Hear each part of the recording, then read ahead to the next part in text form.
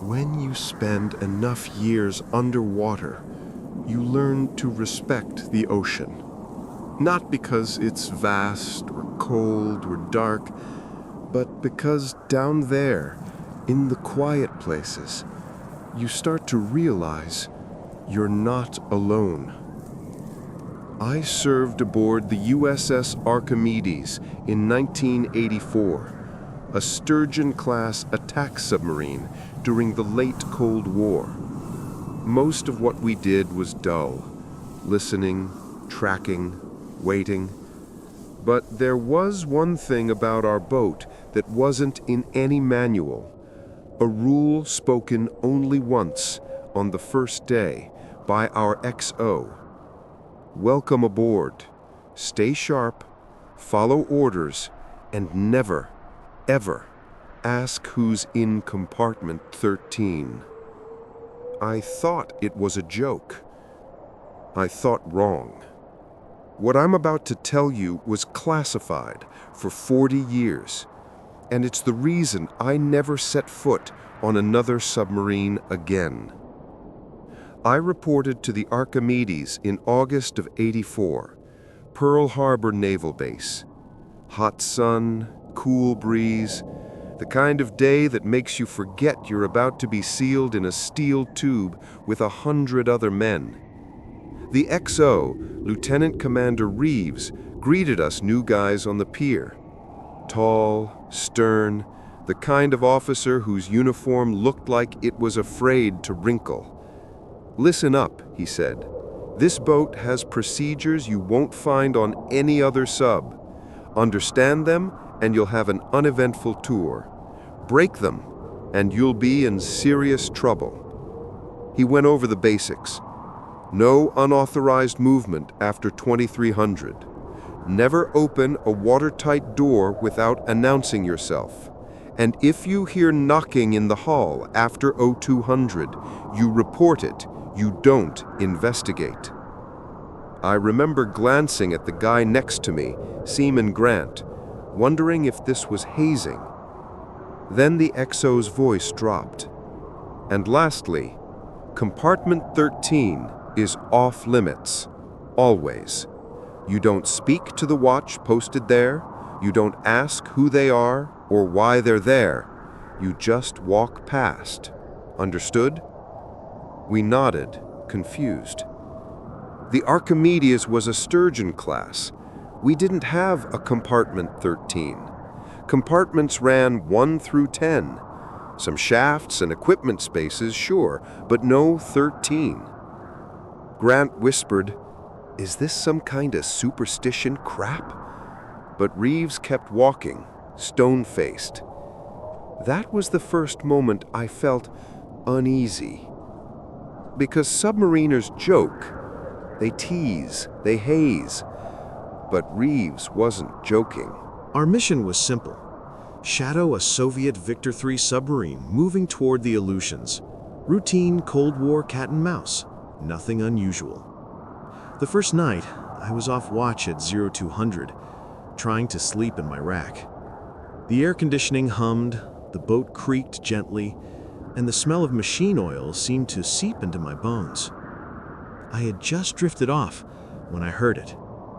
3 soft knocks. Not on a bulkhead, not from piping, from the hull. Perfectly spaced, deliberate. I sat up, heart pounding. Then came whispering, faint, like 2 men arguing far away. Except it wasn't English, or Russian, or anything I recognized. Just a low, rumbling, syllabic murmur. I stepped out of my rack and looked down the passageway.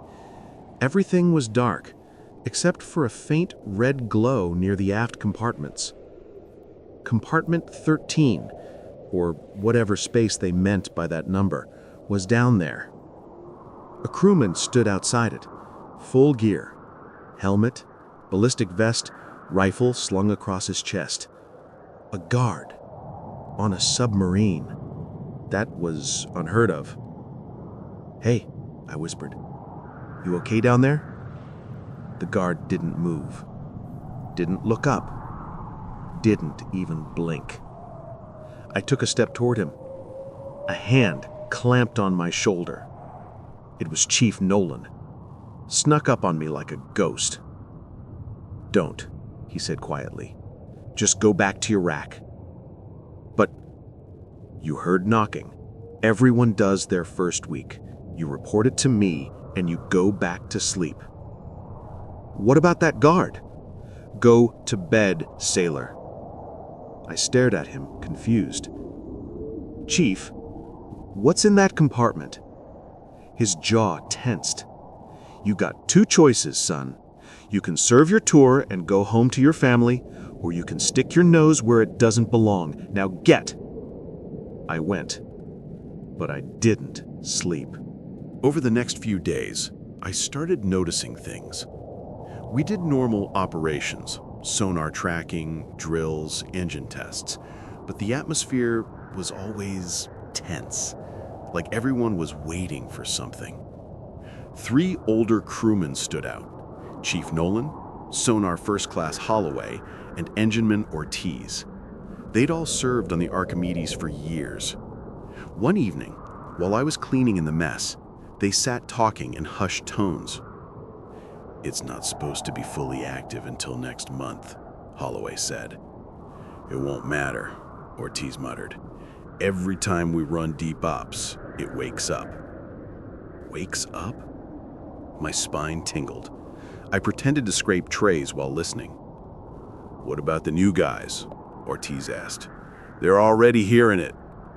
Chief Nolan rubbed his forehead. "They always do. Nothing we can do about that." Holloway's voice dropped to a whisper. "What about the thing in the compartment?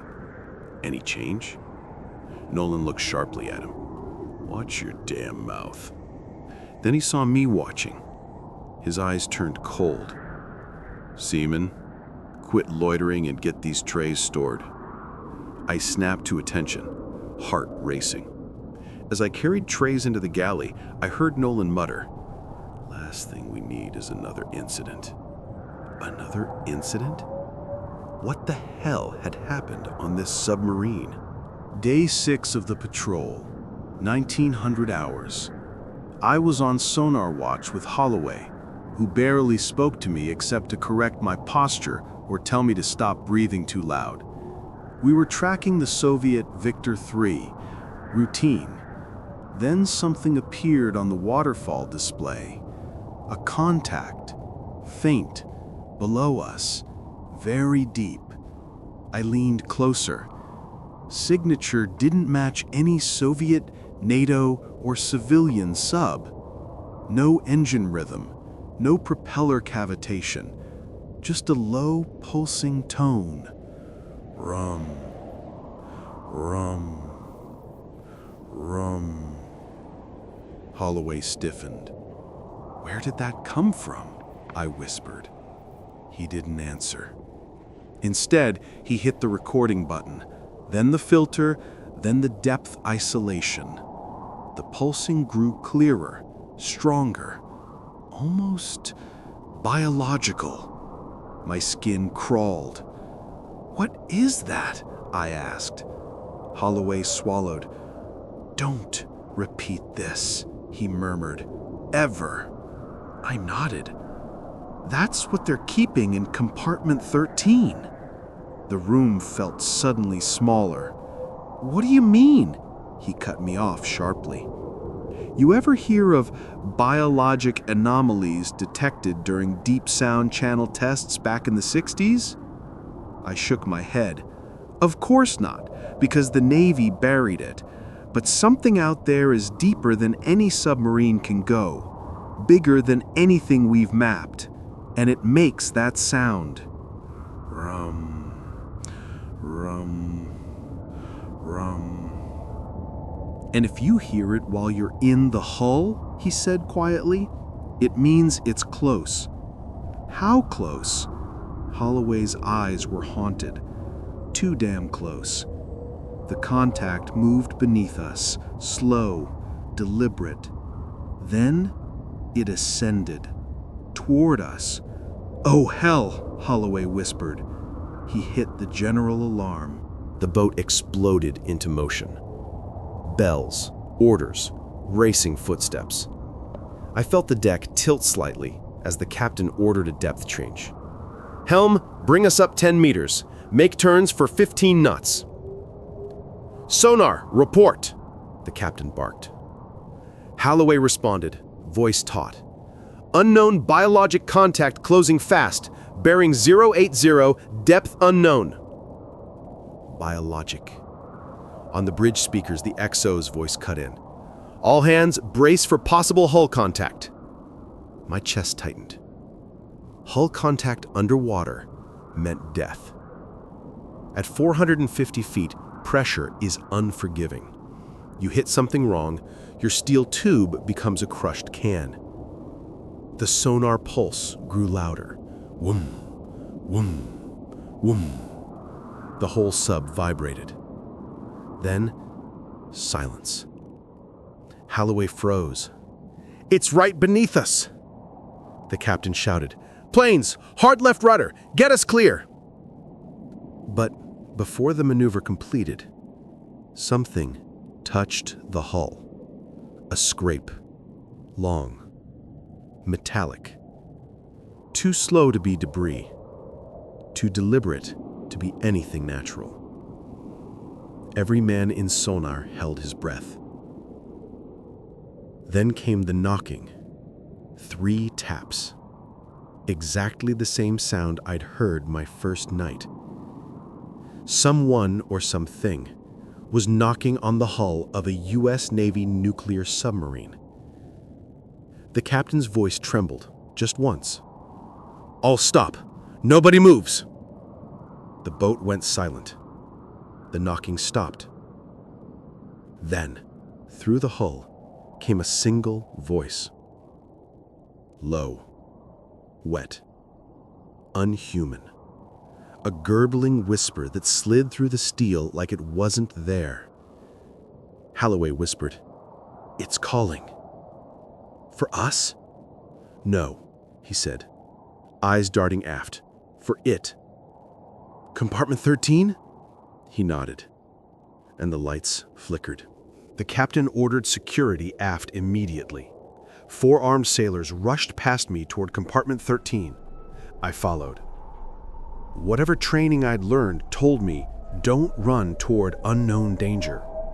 But something deeper, curiosity, fear, I don't know, pushed me after them. When we reached the compartment, the guard was slumped against the wall. Helmet dented, visor cracked, eyes open, but no life in them. His rifle lay several feet away, and the watertight door, the one nobody was allowed to open, had dents in it from the inside. Someone had been pounding to get out. Chief Nolan arrived, furious. "Back up, all of you. Back the hell up." But the dents grew deeper as we watched. Bang! Bang! Bang! "Chief," I stammered, "what's in there?" He grabbed me by the collar. "You don't want to know." The hinges groaned. Something inside slammed against the door hard enough to shake the deck. Bang! Nolan shouted to the men, "Evacuate the compartment. Seal off bulkheads 9 and 10. 2 sailors began closing the watertight doors on either side, but before they sealed, the knocking on the hull returned. Except this time, it was louder, rhythmic, intentional, almost a signal. And the thing inside compartment 13 answered, with the same 3 knocks, perfectly in sync. The tapping outside stopped. The tapping inside stopped. Then both sounded at once, closer, closer, and the steel door began to bend, like something was pushing outward. "Chief!" one sailor yelled. "We need to evacuate!" The lights went out. Total darkness. Except a faint bioluminescent blue glow poured from the bottom of the watertight door, like seawater. Except it wasn't water. It was thicker, slower, and it pulsed like it was alive. I stepped back, trembling. "What the hell is that?" I whispered.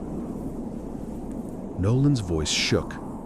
"That's why you don't ask who's in compartment 13. Emergency power kicked on moments later. Red lights bathed the passageway. The glowing liquid retreated under the door like it sensed the light. The steel door bowed inward, then relaxed.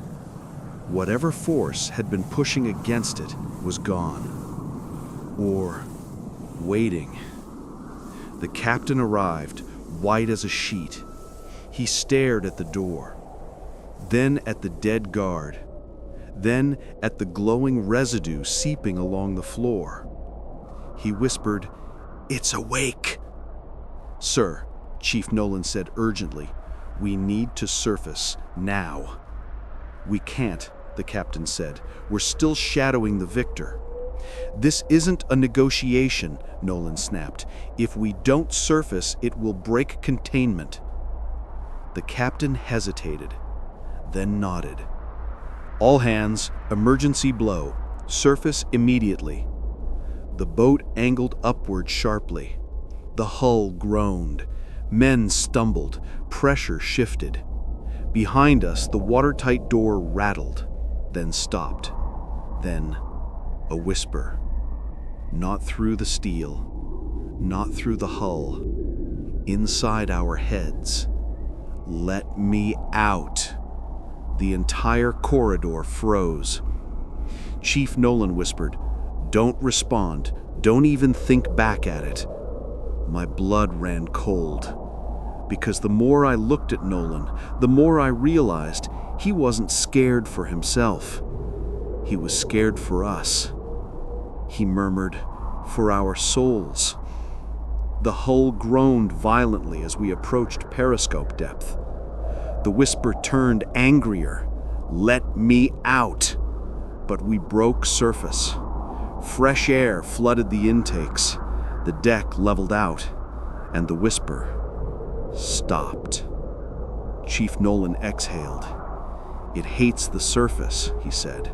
"Sunlight kills it, or weakens it. I don't know which." The captain glared at him. "This mission is scrubbed," he said. "Return to port." And that was the end of the patrol. In the official report, mechanical issues, hull stress, crew fatigue. But that night, as we limped back to Pearl Harbor, no one slept. No one talked. No one even went near the aft compartments, because we all knew something was trapped down there, and it wanted out. The Archimedes was quietly decommissioned the following year. No announcement, no ceremony. Rumor said the Navy sealed off the aft sections permanently, sank the boat in a classified disposal operation. I never saw Chief Nolan again, or Holloway, or Ortiz. Some say they were transferred, others say they disappeared. And Compartment 13? It was never supposed to exist.